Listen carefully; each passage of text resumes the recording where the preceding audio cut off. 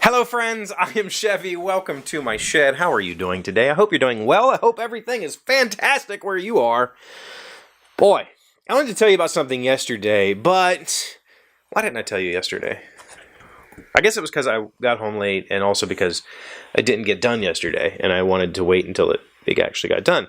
And that is, my boss has been wanting to get into 3D printing. My current boss, not my future boss. And so he's talked to me about it many times, and finally he decided to buy a printer.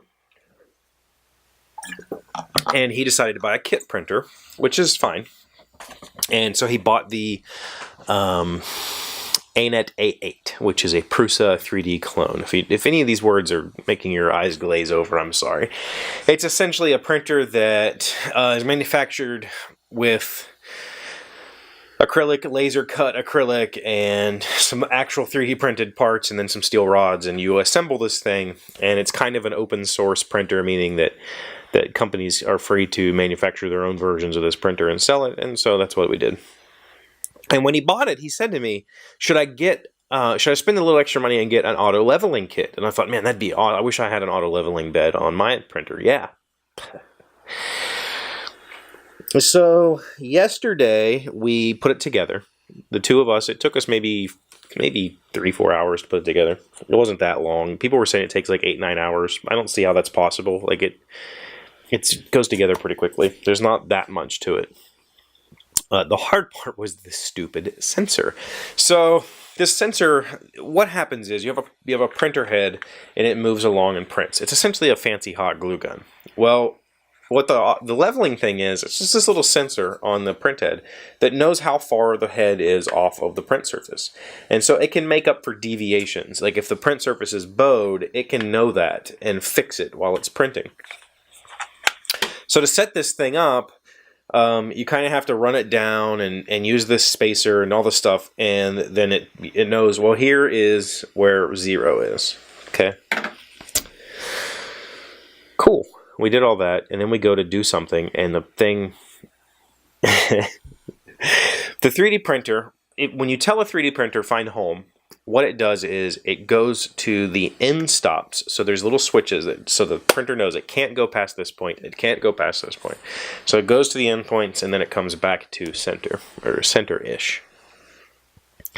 The problem is when it would go all the way to the left, when the carriage would move over to hit that end stop, the printhead is way off of the bed at that point, like way off the bed. And so the printhead would drop down below the bed. Like the sensor couldn't see the bed anymore. So it would just be like, meh, and just practically destroy itself. And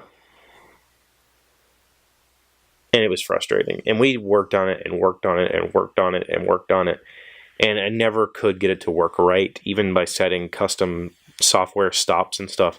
The printer still wants to see that end stop, and then it just disappears. So I'm going to run a little video here where I chat, and we got it working today. And we got it working by essentially making a little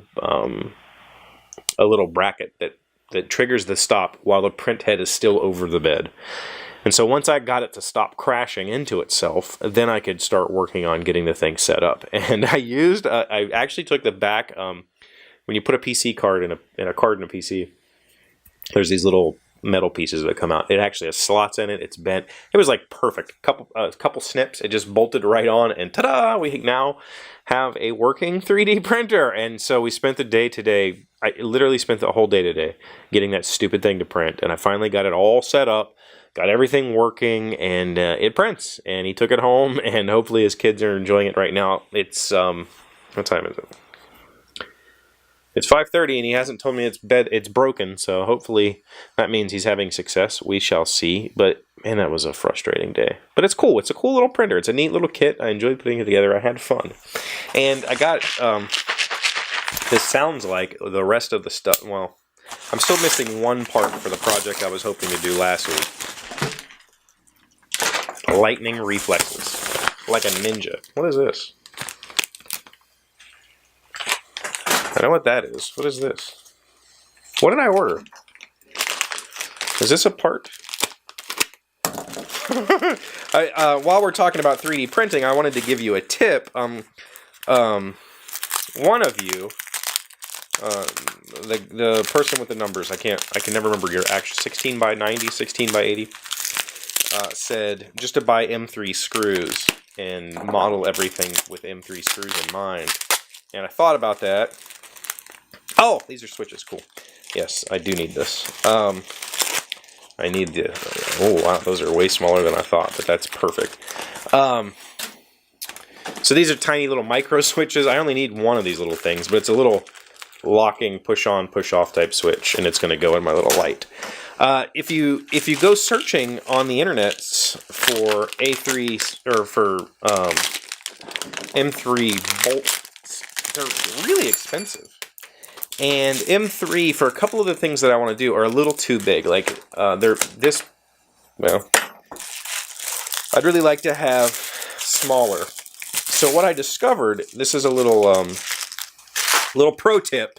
If you're looking for tiny screws, don't go on the internet and buy a kit of M3s or M2s or whatever. Don't use those search terms.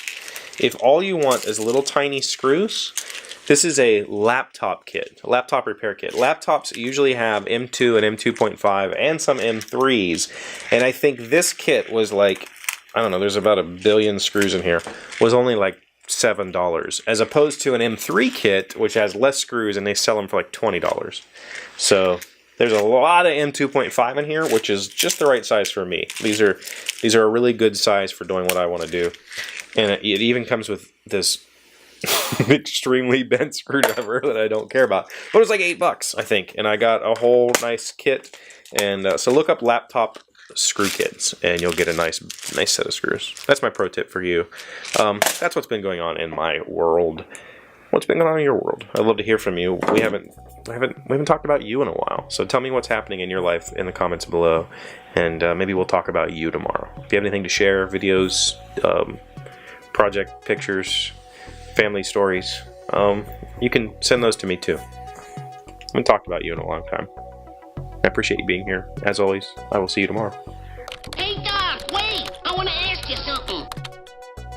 Today's random fact comes from Wikipedia. When were Oreos invented? Oreo is a sandwich cookie consisting of 2 chocolate discs with a sweet cream filling in between.